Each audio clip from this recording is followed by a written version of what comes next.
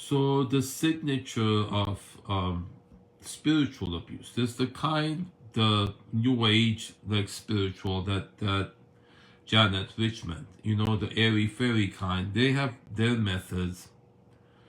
There's the ones, the traditional Christian biblical spiritual abuse. So the biblical spiritual abuse has in it the Bible verses that are repeated over and over again. And these are the ones. Do not rely on your own understanding, but on God. So they tell you, don't think for yourself, do as God wants you to do, and what God wants you to do, and what they're telling you, the Bible verses, including that one, right? They quote Deuteronomy, I won't do something to you, God will do something. So they threaten, and then they actually wish something bad to happen to someone. They say, let go, let God. When you point out something that they're doing that's hurting you, or someone else is doing to hurting you, they keep telling you, let go, let God deal with it.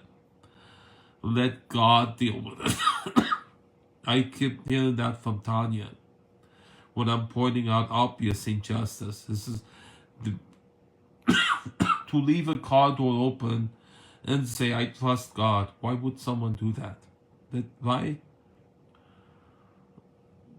And then Tanya's brother tells Tanya that Jesus saw the fig tree that does not give fig, and that Jesus destroyed that tree. And she's talking about me, and that individuals, one specifically that I'm interacting with, every interaction I've had with him, I think about 2 years, he's done wrong. And then when I pointed out to him, he says, well, see, you have all these girlfriends. He's malicious. He planned those events that happened that hurt me. He contrived them to hurt me, to make it look like something else. And it's all documented, and I'm call him out on him, show the third party at that same church to have them and have him explain. If he's punishing me intentionally, but disguising it in a way, concealing it, and its facts can be proven, that's why I record stuff, the text conversation, when you ask him about it, it covers up. These are the signs. So I'll be the same thing Tanya was doing, exact same thing. So these are the spiritual abuse that are implemented that are biblical. The Bible verses make them feel they're justified in doing what they're doing. They feel they're doing God's will, punishing somebody because he has a lifestyle that they are misled into thinking is sinful. I think that's what it is. They ask you to be celibate. They have, if you're not, then, or get married, then he says you're too old to get married. You should close shop. You should retire. That's not fair. That's not fair. That's malicious.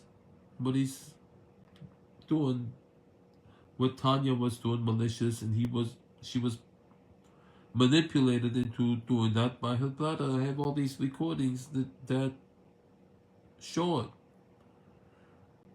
This is spiritual warfare,